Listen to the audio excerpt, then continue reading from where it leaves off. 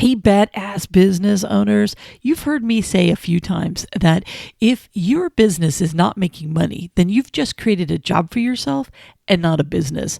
Well, someone asked me if that's always a bad thing. And it was a great question because it caused me to step back and to think about this. And I wanted to share my thoughts on it. First, let me explain it in case you've never heard. When we start a business, the goal is to make money. Your business is separate than you. There's you making money, and then there's the business making money. And then the business owner, you, makes money as a business owner. But you also make money as an employee. Sounds confusing, doesn't it? Well, at the end of the day, you're always wearing two hats. You're wearing the employee hat that does the work, and you're wearing the hat of the business owner who gets paid if the business is successful. And the saying comes from the fact that if you're making a great living as an employee in the business, but yet at the end of the day, the business isn't making any money, you really just created a job for yourself versus a business. Because a true business can stand on its own and make money even though they're paying you. Second, if you went to sell the business and somebody is buying the business, well, they're not buying a job. If they want to buy a business, they're going to have to replace you as an employee in that business. Therefore, the value of the business is only really the money the business is making. And even if someone was to buy you and they were going to step in as the employee, same thing. The value of the company itself is the profits the business is making because they're just going to take over your job as the employee in that business. Make sense? I know it can get confusing, but here's the thing. Is it a bad thing that you have created a job versus a business? Well, I can argue kind of both ways. All right. One, the original intent of having a business is for it to be profitable on its own. But at the same time, a lot of people get into owning a business because they don't want to work for someone else anymore.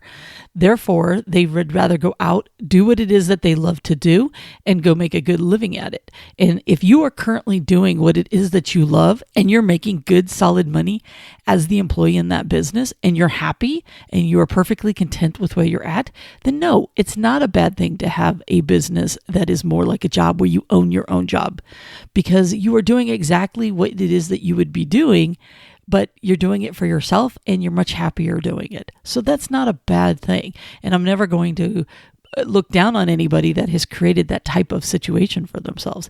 But here's the problem. Normally in a regular 9-to-5 job or any other kind of job, you're going to be working maybe, somewhere between 30 to 50 hours a week with your salary or hourly, however it's set up. If you're owning the business, making the same exact amount of money, but yet you're working 70, 80 hours a week, then yeah, it may not be a healthy business for you because now this is a job that you're working twice as long for just because you wanted the freedom on your own. Now, if you're perfectly cool with that, whatever, that's on you, but is that necessarily a good thing? I don't think so. If it's 55, okay, we can build a case. But once you start getting up to that 60, 70 hours a week to make the same exact money you would make if you were working for someone else, I don't know if that's the job that you would want to bring for yourself. Second, because so many people really don't understand their business numbers, they think they're making more money than what they really are, which is one of the reasons why I push so hard for you to understand your business numbers. Because while you may think you're making the same amount of money you would make for someone else, the reality is after everything gets paid and at the end of the month, you really have not done that because you're thinking you made the same amount of money, but then you've never really accounted for taxes and insurance and everything else that typically comes out of a regular paycheck, but yet you're having to pay at the end of the day. So the only time people tend to feel that pain is on tax day or when they have to pay these big bills. And then they realize, yeah, maybe I'm not making the same amount of money. Once again, if you're making plenty of money to cover all of those things, then it's not such a bad thing. So as you can see so far, it really depends upon your goals of what it is that you are trying to accomplish. The other thing is, if you're perfectly okay with just, having a very comfortable living and everything's good and you don't want to dominate the world and you don't want to have a big business, then, once again, it's still not a bad thing. Now, I would challenge you, though, how much nicer would it be with those bonuses of the owner's draw? That your business is making money, even if it's only an extra $10,000, $20,000 a year on top of the fair wage that you're paying yourself. Now, you know what? It's kind of like those bonuses that some people will have in their business where once a year they get this big bonus from their company that they can go and apply it towards buying a house or paying down debt or doing whatever they could do. Your business could be set up the exact same way if you are earning a living in the business as far as an employee, but yet your business is also making money, which gives you that bonus money at the end of the year or quarterly or however you want to take it, because the business is profitable at the same time. Now, another factor I should have covered earlier is, if you think about it, for many people as a business owner, you're taking a lot of crap. You're taking crap from customers, from suppliers, from different people for you to run the business. And how many times have you thrown up your hands going, oh my God, I wish I could go back to the days when I didn't have to deal with all these people because I didn't have to deal with them when I had a job. So that is one of the negatives also to keep in mind when you own a business. Another reason why you want to try to earn more money than what you did as an employee, because you're having to put up with a lot more crap as a business owner than most of you had to put up with as an employee. And even if you had to put up with crap as an employee, usually there was a manager you could point to and have people complain to them versus you having to stand there and be that mediator to resolve those issues. So that's another negative that comes with owning your own business and why you should be making a little bit more money than what you made as an employee. Now, one of the big ones that I want to talk about is when you are an employee, more than likely you have vacation time, sick days, different things that you can do when you are not feeling well or you want to go off and just enjoy it, unplug, and not think about your company that you work for. As a business owner, for most folks, they end up walking away from that because they don't get a good vacation for quite a while. Because when you are that employee that the business is depending upon, guess what? You are working all of the time. You are that employee.